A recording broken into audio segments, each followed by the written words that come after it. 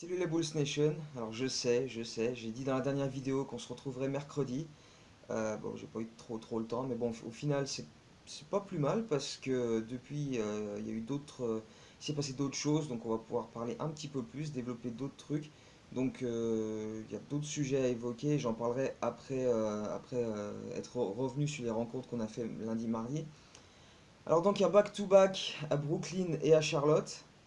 Euh, Zach LaVine qui n'a pas joué le premier match. Alors d'habitude, c'est quand il y a des back-to-back et qu'il y a un joueur qui les joue pas trop, genre Embiid avec Philadelphie, c'est souvent le deuxième match qui n'est pas joué. Et là, c'était le premier, sûrement parce que c'était plus une confrontation directe avec Brooklyn qui a un bilan quasi identique. Donc voilà, il fallait vraiment perdre ce match-là et du coup, LaVine n'a pas joué. Euh, donc match à Brooklyn où on fait une première mi-temps relativement correcte, j'ai envie de dire, parce qu'on est devant à la pause, même si c'est surtout grâce à un run 11-0 dans les dernières minutes qui fait qu'on passe devant. Mais bon, globalement, on est plutôt là, on fait les efforts défensifs, il y a un peu de cohésion en attaque, mais avec l'absence justement de Lavigne. Donc c'est relativement, hein, parce que bon, c'est pas non plus la folie, mais on va dire c'est correct. Et puis une deuxième mi-temps, bah, où on disparaît totalement, on fait absolument plus rien, on se prend un écart monumental. On encaisse 55 points en deuxième mi-temps et on en met 36. Donc voilà, 55-36 en deuxième mi-temps. Et au final, ça fait l'écart, quoi. On prend une défaite assez sévère. Avec un magnifique Justin Holiday hein, qui avait pas joué les deux matchs d'avant et qui revient vu que Lavigne était absent. Avec un magnifique 1 sur 11 au tir, 0 sur 4 ou 0 sur 5 à 3 points, mais en tous les cas, une perf formidable. Hein. Justin Bridou était de retour, donc ça fait plaisir. Accompagné par Cameron Payne qui nous a fait un magnifique 1 sur 10 au tir aussi, donc voilà, superbe. Avec ces deux-là, tu es sûr que tu te mets bien pour atteindre ton objectif de pas gagner. Hein. Donc voilà, belle défaite à Brooklyn. Le lendemain, scénario assez similaire à Charlotte, donc cette fois Lavigne est de retour. Et cette fois, c'est Chris Dunn. Alors, Chris Dunn, il a été très fort au match à Brooklyn. Il a fait un super match. Et par contre, le match à Charlotte, de 2 sur 11 au tir, 7 balles perdues, tu sens quoi, lui, le back-to-back. Alors, pareil, hein, lui, il est en train de retrouver son rythme petit à petit. Et là, c'est vrai que pour le coup, ça l'a un peu. Ouais, il a pas trop aimé de jouer 2 jours de suite. Donc, bon. Mais bref, scénario similaire à peu près, hein, comme je disais, égalité à la mi-temps, 51 partout, on fait quelques bons efforts offensifs avec la ligne justement qui attaque bien le cercle, etc. Les benchers comme Portis qui est comme à son habitude fait de très bonnes choses. Et un joueur qui me plaît beaucoup, et qui m'a pas mal plu sur ces deux matchs, c'est Vonleh. Vonleh qui a montré de bonnes choses. Donc bon, des fois il prend des tirs à 3 points un peu bizarres, mais quand il attaque le cercle, il est plutôt bon. Il prend des rebonds, il défend un petit peu, donc moi je l'ai trouvé plutôt positif sur ces deux matchs-là. Mais donc bref, oui, un peu comme à Brooklyn, donc contre Charlotte, première mi-temps correcte, et puis disparition totale en deuxième mi-temps, où cette fois on en prend 67 quand même. 67 points qui sont en deuxième mi-temps, on défend plus le cercle, on prend des brouettes de points à l'intérieur. Dwight Howard, il a fait ce qu'il voulait, personne n'est venu l'emmerder, et surtout pas Felicio qui était à chaque fois 4 mètres plus loin.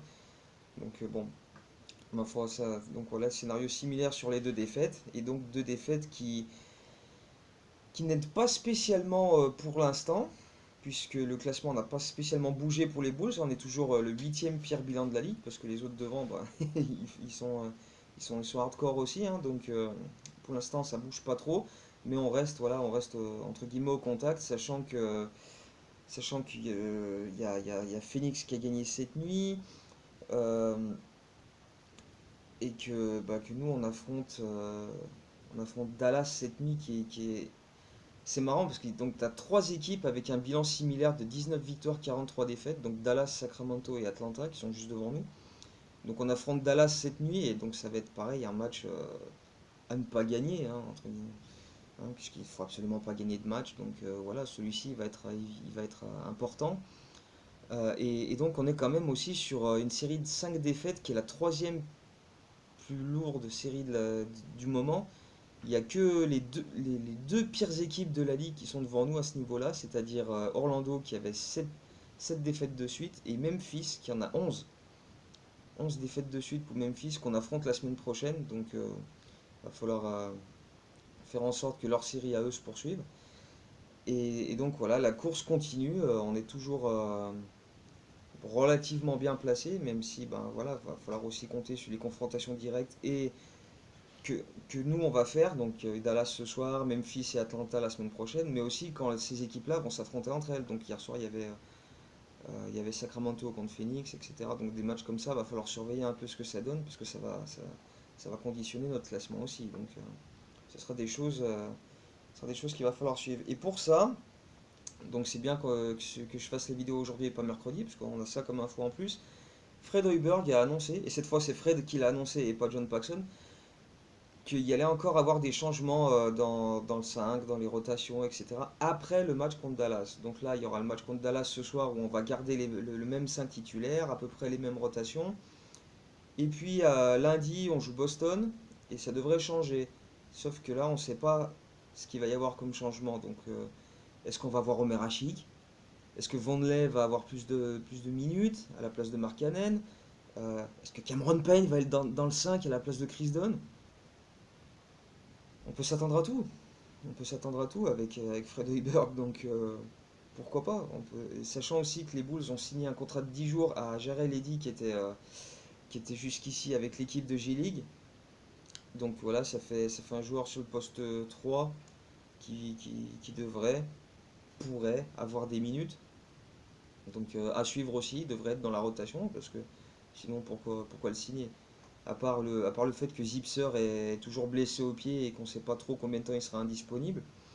Il manquera le match contre Dallas ce soir. Il devrait manquer Boston aussi, mais après on ne sait pas trop. Donc voilà, c'est peut-être juste pour pallier à cette absence, mais à mon avis c'est aussi pour bah voilà, lui donner un peu de temps de jeu vu qu'on cherche à modifier les rotations. Donc voilà, ce sera à suivre. Et voilà, je voulais aussi parler d'un autre sujet qui est un peu plus tristoun, qu'on a appris hier, et que donc si j'avais fait la vidéo mercredi, j'aurais pas pu en parler à ce moment-là, mais donc je voulais parler de Derrick Rose, parce que Derrick Rose, ben là c'est la chute aux enfers la plus catastrophique que j'ai eue, quoi. Euh, là, on apprend depuis hier y a aucune équipe qui veut le signer, à part en 10 days, quoi, donc à part des contrats de 10 jours. Et c'est quand même assez hallucinant, quoi. Pour, si jamais vous êtes fan de NBA depuis, mettons, 4 5 ans, vous n'avez pas connu le Derrick Rose à son apogée, quoi. Et c'est dommage, franchement, mettez-vous des vidéos YouTube d'Derrick Rose quand il était à son top. Parce qu'on parle quand même d'un gars que les Bulls ont drafté en provenance de Chicago, et sur qui ils ont mis tous leurs espoirs. Ça ressemblait au conte de fées. Ça ressemblait au conte de fées, le début de l'histoire de Derrick Rose à Chicago. Le gars est natif de la ville, premier choix de la draft, certainement un peu arrangé, parce qu'on avait 1,7% de chance d'avoir le premier choix de la draft cette année-là, et boum, on le récupère quand il y a un natif de Chicago qui peut être drafté en premier. Bref, ça, hein, c'est une autre histoire, mais bref. Ça ressemblait vraiment au conte de fées, le gamin de la ville sur qui on met toutes nos promesses, quoi. Tous nos rêves sont sur lui. Il finit rookie de l'année, les Bulls progressent d'année en année quand il est là. Dès la troisième saison avec Tibbs, 62 victoires, le plus gros total de victoires des Bulls hors période Michael Jordan, avant ou après lui. Il termine MVP, le plus jeune MVP de l'histoire de la NBA, encore à ce jour. On arrive en finale de conférence. On mène 1-0 dans cette finale de conférence, mais après, bon, bah, Miami nous met 4 défaites avec LeBron James, Wade, Chris Bosh, etc. Mais on était l'équipe qui a sûrement donné le plus de fil à retordre à cette équipe de Miami. Peut-être un peu Indiana avec Paul George aussi, mais on les a vraiment, vraiment fait chier sur cette série-là. Parce que même leurs 4 victoires de suite, elles ont été très très serrées et ça s'est joué sur les fins de match, quoi.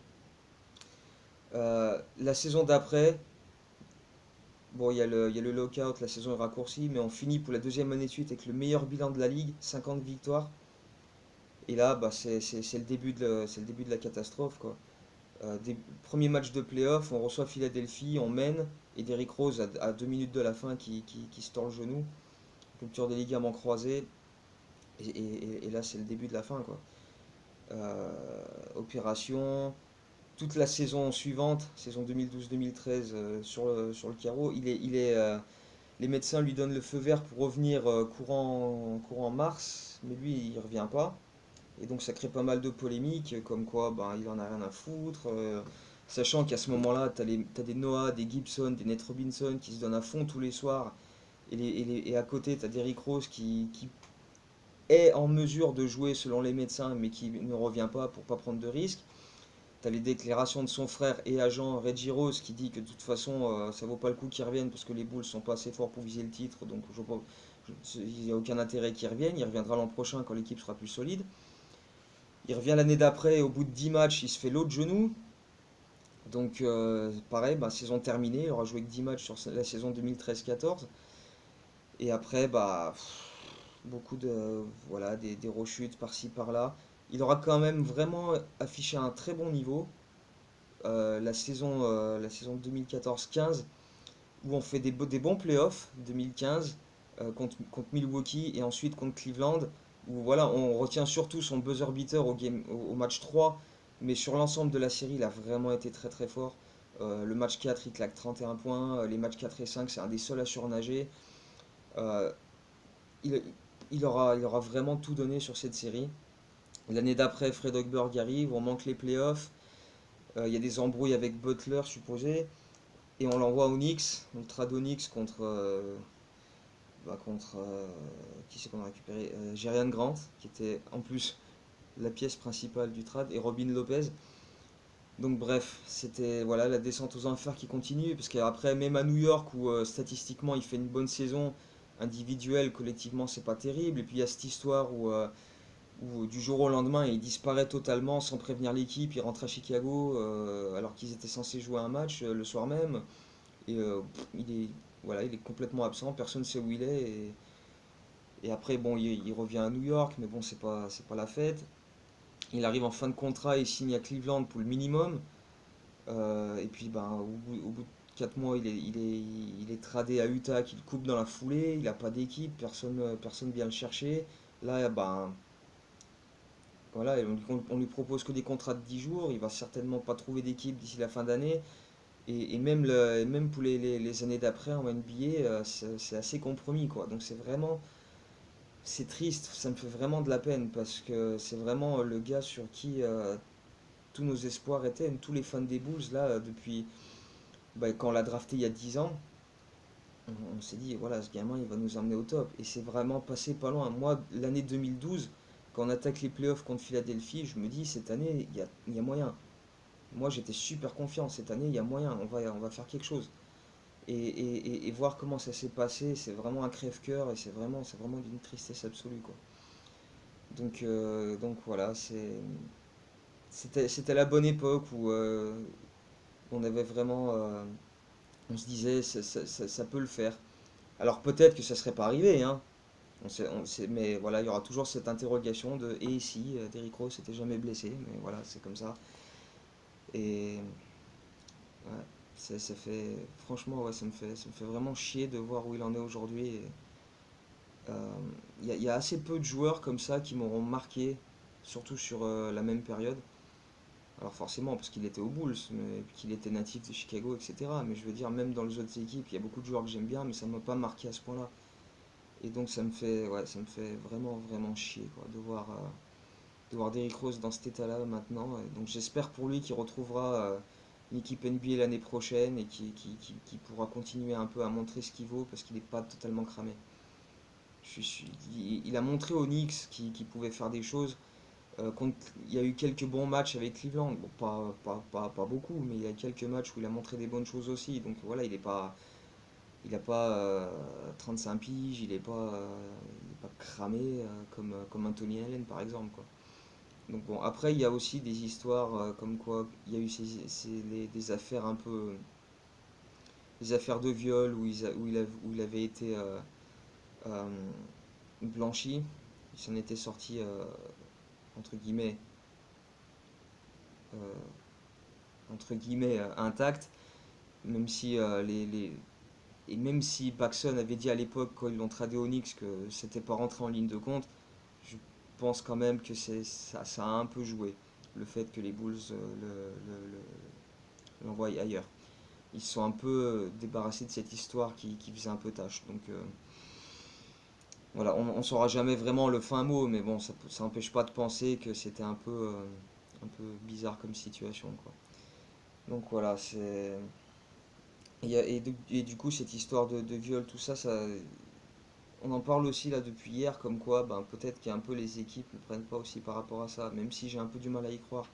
Parce que bon, si avec ça, ils seraient pas allés à Cleveland, donc bon, à voir. Mais toujours est-il que voilà, Derrick Rose, moi ça me fait vraiment, vraiment chier de le voir dans la situation dans laquelle il est aujourd'hui. Et voilà, c'est vraiment, vraiment triste, quoi. J'espère qu'on n'aura pas à revoir des situations pareilles, quoi. Après les blessures, bon, bah, c'est toujours emmerdant, quoi. Mais bon, voilà, je souhaite le max de courage à Derrick Rose pour ça, et en espérant qu'il retrouve quelque chose. Et puis, ben voilà, pour ce qui est de l'actualité, ben voilà, on a Dallas ce soir, on a Boston mercredi, non, Boston lundi et Memphis mercredi. Trois matchs de suite à domicile, en espérant que ben, ça se passe du mieux possible pour notre course au meilleur pick pour la prochaine draft. On se reverra certainement, je sais pas trop quand, la semaine prochaine certainement. On refera un peu le point sur où on en est au classement, qu'est-ce qui va pas, quelles ont été les fameuses rotations d'Hogberg. Si vous voyez Cameron Payne dans le 5, hein, vous l'aurez vu ici.